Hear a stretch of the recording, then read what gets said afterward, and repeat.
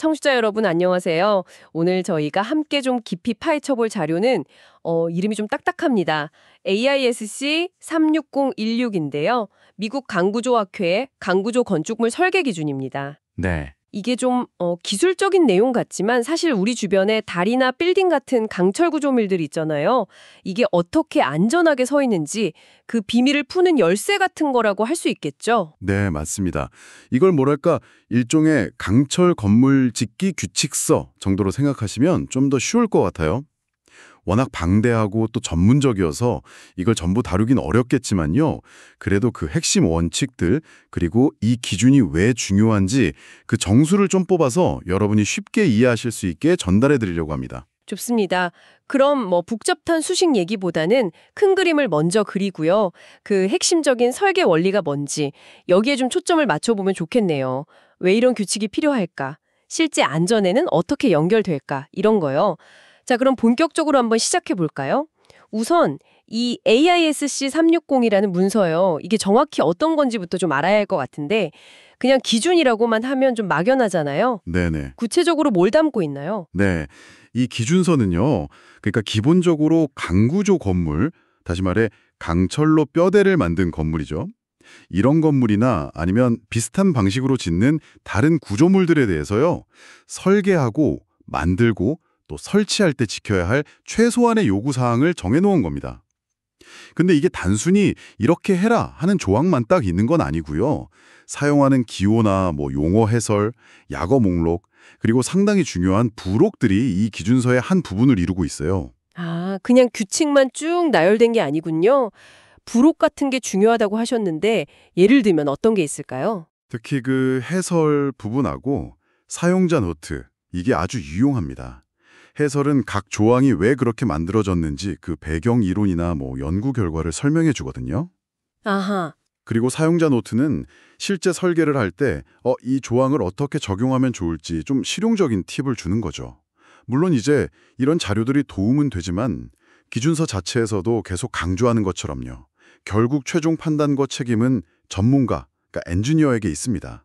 그냥 기계적으로만 따라해서는 안 된다. 이런 얘기죠. 하긴 모든 상황을 다 규칙으로 정할 수는 없을 테니까요.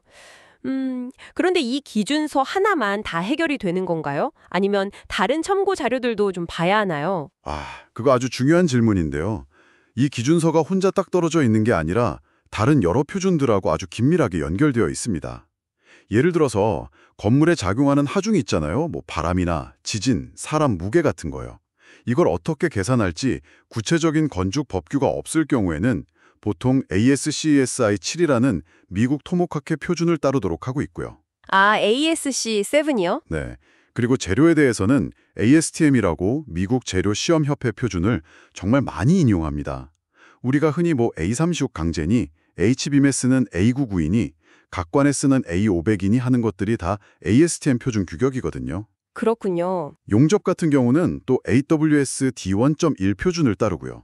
와, 생각보다 훨씬 더 이렇게 네트워크처럼 촘촘하게 엮여 있네요. 네, 그렇죠. 그럼 이 기준서는 한번 만들어지면 그냥 쭉 가는 건가요? 아니면 바뀌기도 하나요? 아니요, 그게 또 중요한 점인데요. 계속 바뀝니다. 개정되는 거죠. 지금 저희가 보고 있는 이 2016년판도 2010년판에서 여러 가지 중요한 기술적 내용들이 수정되고 추가된 결과물이에요. 예를 들면요? 예를 들면 나중에 좀 더 얘기하겠지만 직접 해석법이라는 설계 방법이 있거든요. 거기에 필요한 초기 구조물의 불완전성이나 재료의 비탄성 효과 모델링 관련 내용이 부록 1에서 좀 더 보강되었고요.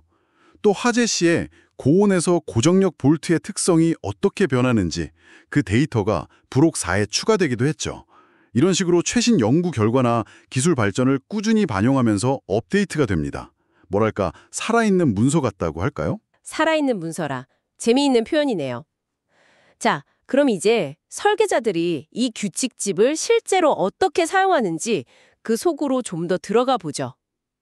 비장이었나요? 네, 비장입니다. 거기에 기본적인 요구사항이 나온다고 하셨는데 핵심적인 설계 철학 같은 게 있다고요? 네, 맞아요. 비장은 전체 기준서의 어떤 기본 방향을 제시하는데요. 여기서 가장 중요한 두 가지 설계 철학 혹은 접근법이 나옵니다. 바로 LLFD, 하중 저항계수 설계법하고요. ASD, 허용 응력 설계법입니다.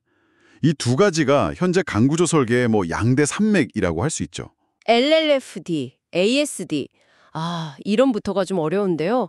이게 구체적으로 어떻게 다른 건가요? 좀 쉽게 설명해 주실 수 있을까요? 네, 개념적으로 좀 차이가 있는데요. LLFT는요, 예상되는 하중, 그러니까 고정하중이나 활하중 같은 거에다가 안전율 개념의 하중 계수라는 걸 곱해요. 하중을 좀 부풀리는 거죠. 이걸 이제 요구 강도 RU라고 부르고요. 네. 그리고 재료나 부재가 실제로 버틸 수 있는 힘, 이걸 공칭 강도 RN이라고 하는데 여기에는 1보다 작은 저항 계수, 파이를 곱합니다. 그래서 설계 강도 파이 RN을 구하는 거죠. 설계는 이 요구 강도 RU가 설계 강도 파이 RN보다 작거나 같도록 RU 실스 파이 RN 하는 겁니다.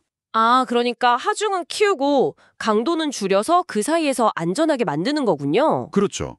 이 저항계수 파이가 결국 재료나 파괴 유형의 불확실성을 고려해서 안전 여유를 확보하는 역할을 하는 거예요. 궁극적으로는 구조물이 파괴될 확률을 일정 수준 이하로 관리하려는 좀 더 확률론적인 접근 방식이라고 볼 수 있습니다. 그렇군요. 그럼 ASD는요? 이건 좀 더 오래된 방식이라고 들었던 것 같은데요. 네, 맞아요. 좀 더 전통적인 방식이죠. AST는 하중계수 없이 실제 사용 하중으로 요구 강도 RA를 계산하고요. 재료나 부재가 버티는 힘, 공칭 강도 RN을 1보다 큰 안전율 오메가로 나눕니다. 그래서 허용 강도 RN 오메가를 구하는 거죠. 안전율로 나눈다. 네, 그래서 요구 강도 RA가 허용 강도 RN 오메가보다 작거나 같도록 RA 실스 RN 오메가 설계하는 방식입니다.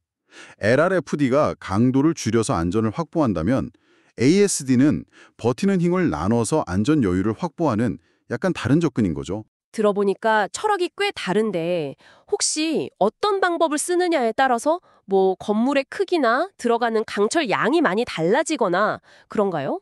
그게 또 재미있는 부분인데요. 두 방법의 접근 방식은 다르지만 기준을 만들 때요. 일반적인 건물에서 활하중과 고정하중 비율이 대략 3대 1 정도 되는 경우를 기준으로 삼아서요. LRFD의 저항계수 파이 값하고 ASD의 안전율 오메가 값을 서로 맞춰놨어요. 정말요? 네. 그래서 대부분의 일반적인 경우에는 어떤 방법을 쓰든 최종적으로 설계되는 부재 크기가 거의 비슷하게 나옵니다. 그렇군요. 괜히 복잡하게 두 개가 있나 했는데 나름의 이유와 또 조화가 있었네요. 그렇죠. 그런데 이 기준서가 단순히 부재가 부러지냐 안 부러지냐 이런 강도만 보는 건 아니라고 하셨죠? 아까 B3절 목록을 보니까 정말 다양한 내용이 있던데요. 네, 맞습니다. 강도 설계는 기본이고요. 그거 말고도 부재들을 연결하는 접합부 설계도 다루고요. 이게 단순 접합인지 아니면 힘을 전달하는 모멘트 접합인지 같은 것들이요. 그리고 구조물 전체나 개별 부재가 안정성을 잃고 이렇게 확 휘어지거나 넘어가지 않도록 하는 안정성 설계. 또 건물이 너무 출렁거리거나 처지지 않아서 사용하는 데 불편함이 없도록 하는 사용성 설계. 처짐이나 진동, 층간 변이 제한 같은 것들입니다. 사용성 설계, 중요하겠네요. 네, 아주 중요하죠. 그 외에도 예상치 못한 사고에도 완전히 붕괴하지 않도록 하는 구조 건전성 설계, 지붕에 물이 고여서 무너지지 않게 하는 물꼬임 설계, 반복적인 하중에 의한 피로 파괴를 막는 피로 설계, 화재 시 안전을 확보하는 화재 설계, 녹쓰는 걸 방지하는 부식 방지 설계 등등 정말 포괄적입니다. 와, 정말 건물이 그냥 서 있는 게 아니네요. 고려해야 할 게 정말 한두 가지가 아니군요. 이 각각의 항목들이 다 건물의 안전이나 기능과 직결되는 문제들이겠어요? 바로 그겁니다. 예를 들어서 안정성 설계가 제대로 안 되면 멀쩡해 보이던 기둥이 어느 순간 갑자기 확 휘어버릴 수도 있는 거고요. 이걸 좌굴이라고 하죠. 사용성 설계를 무시하면 건물이 무너지진 않더라도 너무 흔들려서 사람들이 불안감을 느끼거나 심하면 어지러움을 느낄 수도 있습니다. 결국 안전하고 또 쓸모있는 건물을 만들기 위해서 반드시 검토해야 할 체크리스트다. 이렇게 보시면 됩니다. 자, 그럼 이제 실제로 건물을 만드는 재료 이야기로 넘어가 볼까요? A3장에 나온다고 하셨는데 어떤 종류의 강철을 써야 하는지도 다 정해져 있나요? 아니면 아무거나 써도 되나요? 아니요, 아무거나 쓰면 안 되죠. A3장에서는 구조용으로 사용이 승인된 강제의 종류를 ASTM 표준 번호로 명시하고 있습니다. 예를 들어 H빔 같은 형광이나 강판은 ASTM A36, A572, A992 이런 것들을 주로 쓰고요. 네모나거나 동그란 속이 빈 강관 있잖아요. HSS라고 부르는데 이건 A500, A1085 같은 걸 쓰고 일반 배관용 파이프는 A53 같은 규격을 따르도록 목록을 제공하죠. 물론 볼트나 용접봉 같은 연결 재료에 대한 규격도 다 포함되어 있고요. 그럼 현장에 들어오는 강제가 정말 그 규격에 맞는지는 어떻게 확인하나요? 눈으로 봐선 알 수 없을 텐데요. 중요한 질문입니다. 기준서에서는 재료 시험 성적서, 줄여서 MTR이라는 걸 요구합니다. 강철을 생산한 제조사에서 제공하는 건데요. 해당 강제의 화학 성분이나 기계적 성질, 예를 들면 항복 강도나 인장 강도 같은 것들이 명시된 ASTM 표준을 만족한다는 걸 증명하는 서류죠. 아, MTR이요? 네. 경우에 따라서는 특히 아주 두꺼운 강판, 예를 들어 플랜지 두께가 50mm를 넘는 두꺼운 판이 중요한 부위에 쓰일 때는요. 갑자기 깨지는 취성 파괴에 대한 저항력, 이걸 인석이라고 하는데 이걸 확인하기 위해서 샤르피 V노츠 충격 시험 같은 추가적인 시험 결과를 요구하기도 합니다. 아, 인성. 단순히 강한 것만이 아니라 질긴 성질도 중요하다는 거군요. 그렇죠. 그래야 갑자기 뜩 부러지는 걸 막을 수 있으니까요. 볼트도 마찬가지로 규격이 딱 정해져 있겠죠? 워낙 중요한 부재니까요. 물론입니다. 고장력 볼트는 강도 등급에 따라서 그룹 A, B, C로 나뉘는데요. 우리가 흔히 A325 볼트라고 부르는 게 정확히는 ASTM F3125 그레이드 A325인데 이게 그룹 A고요. 더 강한 A490 볼트, F3125 그레이드 A490은 그룹 B에 해당합니다. 네네. 이런 볼트들을 어떻게 조립하고 설계할지에 대한 상세한 내용은 RSCC, 구조접합부 연구위원회라는 곳의 기준서를 주로 참조하도록 되어 있고요. AISC 기준서 자체에도 볼트를 조일 때 필요한 최소한의 힘, 그러니까 초기 인장력 같은 구체적인 값들을 표로 제시하고 있습니다. 표 J3.1이나 J3.1M이에요. 알겠습니다. 재료까지 정해졌다면 이제 진짜로 보나 기둥 같은 부재들을 설계하는 단계로 넘어가야 할 텐데요. D, E, F G장의 각각 인장, 압축, 휨, 전단 설계를 다룬다고 하셨죠. 각각의 힘에 따라서 설계할 때 중점적으로 보는 게 다를 것 같아요. 네, 맞습니다. 각 부재가 받는 힘의 종류에 따라서 파괴되는 방식, 이걸 저희는 한계장태라고 부르는데요. 이게 다르기 때문에 고려해야 할 점도 달라집니다. 먼저 인장 부재, D장인데요. 즉 당겨지는 힘을 받는 부재는 비교적 간단한 편입니다. 주로 두 가지를 보는데요. 하나는 부재 전체 단면이 늘어나면서 항복하는 것, 이걸 총단면 항복이라고 하고 FYAG로 계산하고요. 다른 하나는 볼트 구멍처럼 단면이 줄어든 부분에서 끊어지는 것, 이걸 순단면 파단이라고 하고 FUAE로 계산합니다. FY, FU. 이게 강도 값들이군요. 네, FY는 항복 강도, FU는 인장 강도, 그러니까 극한 강도를 의미하고요. AG는 총단 면적, AE는 유효 순단 면적이고요. 근데 재미있는 건 인장 부재는 이론적으로는 아무리 가늘고 길어도 괜찮다는 거예요. 최대 3장비 제한이 없습니다. 아, 그래요? 네. 다만 너무 낭창거리면 다루기 힘드니까 실제로는 막대, 로드 형태가 아닌 이상 길이 L을 단면 회전 반경 R로 나눈 값, LR을 300 이하로 하라고 권장하죠. 인장제는 그렇다 치고 기둥처럼 누르는 힘을 받는 압축 부재, 이장은 훨씬 복잡할 것 같은데요. 아무래도 그 좌굴이라는 현상 때문이겠죠. 자 같은 걸 양쪽에서 누르면 확 휘어지는 것처럼요. 정확합니다. 압축 부재 설계의 핵심은 바로 그 좌굴을 막는 겁니다. 얼마나 힘을 버틸 수 있는지는 부재가 얼마나 길고 가느냐, 즉 유효 좌굴 길이 LC = KL 값하고요. 또 단면 모양이 어떠냐에 따라 크게 달라지죠. 그리고 좌굴에도 여러 종류가 있어서요. 단면 전체가 휘는 휨 좌굴, 단면이 꽈배기처럼 비틀리는 비틀림 좌굴, 이 두 가지가 같이 일어나는 휨 비틀림 좌굴 등을 모두 검토해야 합니다. 와, 게다가 부재 전체가 휘기 전에요. 단면을 이루는 얇은 판 부분, 그러니까 플랜지나 외부가 국소적으로 찌그러지는 국부저굴도 고려해야 해요. 그래서 단면의 폭과 두께 비율, 표 B4.1A에 나오는데 이걸 보고 이게 쉽게 찌그러질지 세장 단면, 아닐지 비세장 단면을 판단하고 그 결과에 따라 강도 계산식이 달라지게 됩니다. 와, 압축 부재 하나 설계하는데도 따져볼 게 정말 많네요. 그럼 천장의 보처럼 주로 굽힘, 그러니까 휨을 받는 부재의 F장은 어떤가요? 이것도 좌구리 문제인가요? 네, 보도 역시 좌구를 신경 써야 합니다. 압축 부재처럼 단면의 일부, 특히 압축을 받는 플랜지나 외부가 국소적으로 찌그러지는 국부 좌구를 고려해야 하고요. 이건 표 B4.1 B 기준에 따라서 컴팩트, 비컴팩트, 세장 단면으로 분류해서 각각 다르게 계산합니다. 그리고 더 중요한 건요. 보 전체가 옆으로 쓰러지듯이 휘면서 비틀리는 횡비틀림 좌굴이라는 현상입니다. LTB라고 하죠. 횡 비틀림 좌굴. 네, 특히 보의 윗부분, 압축 플랜지가 중간중간에 다른 부재에 의해서 옆으로 움직이지 못하게 딱 잡아주지 않으면요. 이런 지지되지 않은 길이를 LB라고 하는데 이 LB가 길어지면 LTB가 발생하기 쉬워서 강도가 크게 떨어질 수 있습니다. 그래서 F장에는 I형강이나 채널 같은 다양한 단면 형상에 대해서 이 국부 좌굴과 LTB 강도를 어떻게 계산하는지 아주 상세한 규정들이 나와 있습니다. 듣고 보니 좌글이라는 게 정말 구조 설계의 핵심 과제 중 하나로군요. 마지막으로 전단력, 그러니까 가위로 자르려는 듯한 힘 쥐장은 주로 어디서 어떻게 문제가 되나요? 전단력은 주로 아이빔의 그 배 부분, 외부라고 부르는 판이 저항합니다. 그래서 쥐장은 주로 이 외부의 전단 강도를 다루죠. 외부가 너무 얇고 높으면, 즉 세장비 HW가 크면 전달력에 의해서 얇은 판처럼 꿀렁거리면서 좌굴할 수 있어요. 아, 외부도 좌굴하는군요. 네.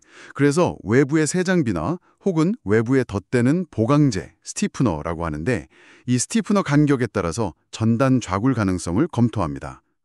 한 가지 흥미로운 점은 외부가 탄성적으로 좌굴한 이후에도 마치 천이 팽팽하게 당겨지듯 힘을 더 받을 수 있는 현상이 있어요. 인장장 작용, 텐션 필드 액션이라고 하는데요. 쥐장에서는 이 좌굴 후 강도까지 고려해서 좀 더 효율적인 설계를 할 수 있도록 허용하고 있습니다. 아까 잠깐 안정성 스테빌리티 이야기를 했었는데요. 시장이 바로 이 안정성 설계, 특히 직접 해석법 DAM에 대해 자세히 다룬다고 하셨죠. 이게 굉장히 중요한 개념이라고 강조하셨던 기억이 납니다. 네, 맞습니다. 매우 중요합니다. 안정성은 단순히 기둥 하나, 보호 하나가 괜찮으냐의 문제가 아니라 건물 전체 구조 시스템이 불안정해지지 않도록 하는 문제입니다. 이 직접 해석법 DAM은 바로 그 시스템 안정성을 확보하기 위한 현재로서는 가장 표준적인 접근법이라고 할 수 있습니다. 직접 해석법. 이름이 좀 특이한데 뭐가 그렇게 직접적이라는 건가요? 이 방법의 핵심 철학이 바로 거기에 있습니다. 예전에는 일단 구조물을 완벽하게 이상적인 상태, 그러니까 기둥은 완벽히 수직이고 재료는 완벽히 탄성적이라고 가정해서 해석을 했거든요. 그리고 계산된 힘에 안전율을 적용하거나 아니면 유효 좌굴 길이 같은 보존 개수를 써서 현실의 불안정성을 좀 간접적으로 고려했었어요. 네네. 그런데 직접 해석법은 아예 처음부터 현실 세계의 건물은 완벽하지 않다는 걸 인정하고 들어가자는 겁니다. 그래서 그 불안전성을 해석 모델에 직접 반영하자, 이런 접근이에요.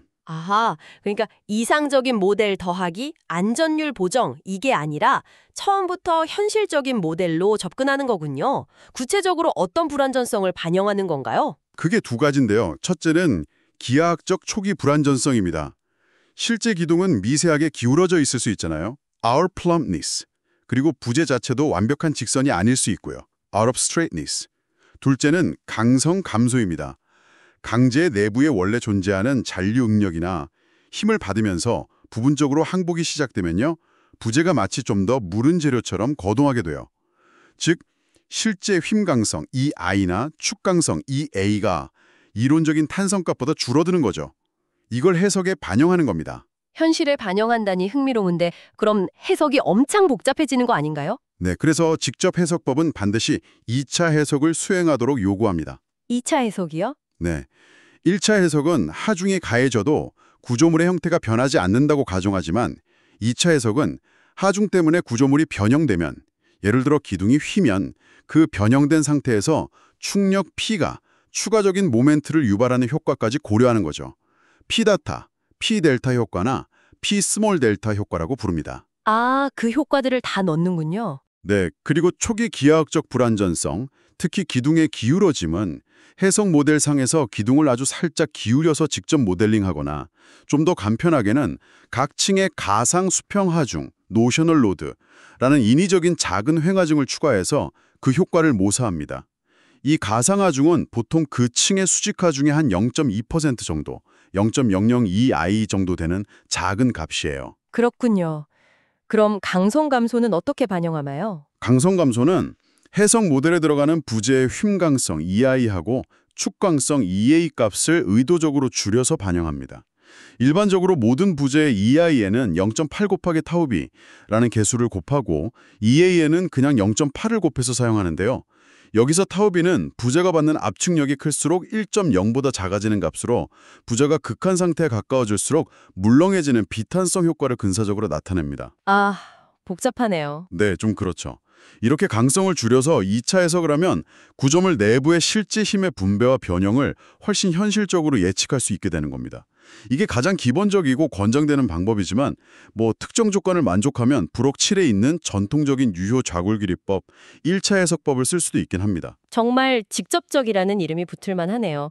설계 철학의 큰 변화처럼 느껴집니다. 자, 기준서 본문 외에 부록들도 잠깐 살펴볼까요? 아까 잠깐 언급된 부록 4, 화재 조건 설계가 눈에 띄는데요. 건물 안전에 정말 중요할 것 같아요. 맞습니다. 화재 시에 인명과 재산을 보호하기 위해서 구조물의 안전성을 확보하는 건 매우 중요하죠. 부록 4는 기존의 방식, 그러니까 법규에서 요구하는 내화 시간, 예를 들어 2시간 버텨라, 이걸 만족하는 재료나 공법을 사용하는 것 외에요. 좀 더 공학적인 접근을 허용합니다. 설계 기준 화재라고 해서 특정 시나리오의 화재에 대해서 구조물이 어떻게 거동하고 버틸 수 있는지를 직접 해석해서 안전성을 입증하는 거죠. 직접 해석을 한다고요? 네, 이걸 하려면 고온에서 강재나 콘크리트 같은 재료의 강도나 강성, 즉 탄성 계수가 얼마나 떨어지는지를 알아야 하잖아요. 그래서 부록 4에는 온도 변화에 따른 재료 물성치 변화 데이터, 표 A-4.2.1이나 A-4.2.2에 나와 있고요. 또 고온 상태에서의 부재 강도 계산 방법 같은 것들을 제공하고 있습니다. 화재 설계가 그렇게 공학적으로도 접근할 수 있군요. 그럼 부록 3의 피로 설계는 어떤 경우에 필요한 건가요? 모든 건물에 다 적용되는 건 아니겠죠? 네, 피로는 주로 반복적인 하중을 아주 많이 받는 구조물에서 문제가 됩니다. 예를 들면 차량이 계속 지나다니는 교량이라던가 공장의 크레인이 계속 움직이는 경로의 지지구조물, 아니면 진동이 심한 기계의 기초 같은 것들이 해당되죠. 기준서에서는 대략 2만 번 이상의 하중 반복이 예상될 때 피로 설계를 검토하도록 하고 있습니다. 2만 번, 상당히 많네요. 그렇죠. 피로 파괴라는 게 종입 클립 같은 거 계속 폈다 접었다 하면 결국 뚝 하고 부러지잖아요. 아, 네네. 그거랑 비슷하다고 생각하시면 돼요. 큰 힘 한 방이 아니라 비교적 작은 힘이 계속 쌓여서 문제를 일으키는 거죠. 아, 종이 클립 비유, 이해가 확 되네요. 그렇죠. 그래서 부록 3에서는 용접 부위나 볼트 구멍 주변처럼 응력이 집중되기 쉬운 상세, 디테일을 여러 응력 범주, 스트레스 카테고리로 분류하고요. 각 범주별로 견딜 수 있는 반복 응력의 크기, 즉 허용 응력 범위, FSR이라는 것을 규정합니다. 반복 횟수가 많아질수록 허용되는 응력 범위는 점점 작아지겠죠. 네. 그리고 아주 작은 응력 범위에 대해서는 아무리 많이 반복해도 피로 파괴가 일어나지 않는 한계선, 이걸 피로 한계, fatigue threshold, FTH라고 하는데 이 값도 제시합니다. 그래서 설계자는 실제 구조물에서 예상되는 응력 범위가 이 FSR과 FTH를 만족하는지 확인해야 하는 겁니다. 네, 오늘 이렇게 ASC 360 기준서의 주요 내용들을 쫙 훑어보니 이게 단순히 그냥 딱딱한 규칙 모음집이 아니라 정말 수많은 연구와 경험이 집약된 강구조 공학의 정수라는 생각이 듭니다. 네, 그렇습니다. 전체적인 구조부터 시작해서 LRFD와 ASD라는 두 가지 설계 철학, 또 사용되는 재료의 중요성, 인장, 압축, 휨, 전단 같은 기본적인 힘에 대한 부재 설계 원리들, 그리고 건물 전체의 안정성을 다루는 직접 해석법의 개념, 마지막으로 화재나 피로 같은 특수한 상황까지 정말 방대하면서도 체계적이네요. 맞아요. 그리고 아까 말씀드렸듯이 이 기준서는 계속해서 진화한다는 점이 중요합니다. 새로운 해석 기법이 나오거나 재료의 거동에 대해서 우리가 더 깊이 이해하게 되면 그 내용이 반영되어서 개정되죠. 강구조 기술의 발전을 담아내는 그야말로 살아 숨쉬는 지식체계라고 할 수 있겠습니다. 그럼 이 내용들이 오늘 저희 이야기를 들으실 청취자 여러분께는 어떤 의미가 있을까요? 물론 직접 건물을 설계하실 분은 많지 않으시겠지만요. 글쎄요, 우리가 매일 이용하는 다리나 건물, 체육관 같은 구조물들이 있잖아요. 이게 어떤 원리로 안전하게 서 있는지, 그 배경에 얼마나 많은 고민과 계산이 숨어 있는지를 조금이나마 엿볼 수 있지 않았을까 싶습니다. 예를 들어서 왜 저 기둥은 유독 굵을까? 혹은 왜 저 부분에는 복잡한 보강판이 붙어 있을까? 하는 그런 의문들에 대해서요. 어렴풋이나마 답을 찾거나 아니면 적어도 질문을 던질 수 있는 새로운 시각을 갖게 되셨기를 바랍니다. 하중, 재료, 안정성, 좌굴, 피로 이런 개념들이 우리 주변 환경을 이해하는 또 다른 렌즈가 될 수 있을 겁니다. 마지막으로 오늘 나눈 이야기를 바탕으로 청취자 여러분께 생각해 볼 만한 질문을 하나 던져보고 싶습니다. 이 ASIS 360 기준서는 본질적으로 구조물이 파괴되지 않도록, 즉 안전을 최우선으로 확보하는 데 초점을 맞추고 있습니다. 그런데 현대사회는 안전뿐만 아니라 경제성, 그리고 더 자유롭고 혁신적인 건축 디자인 또한 강력하게 요구하고 있죠. 그렇다면 미래의 엔지니어들은 이 엄격한 안전 기준과 어쩌면 상충될 수도 있는 경제성 및 디자인 혁신이라는 요구 사이에서 어떻게 균형점을 찾아 나가야 할까요? 기술의 발전은 어디까지 안전의 경계를 넓히면서 동시에 새로운 가능성을 열어줄 수 있을까요? 그 균형점을 찾는 여정에서 우리는 어떤 도전과 기회를 마주하게 될지 한 번쯤 고민해 보시는 것도 흥미로울 것 같습니다.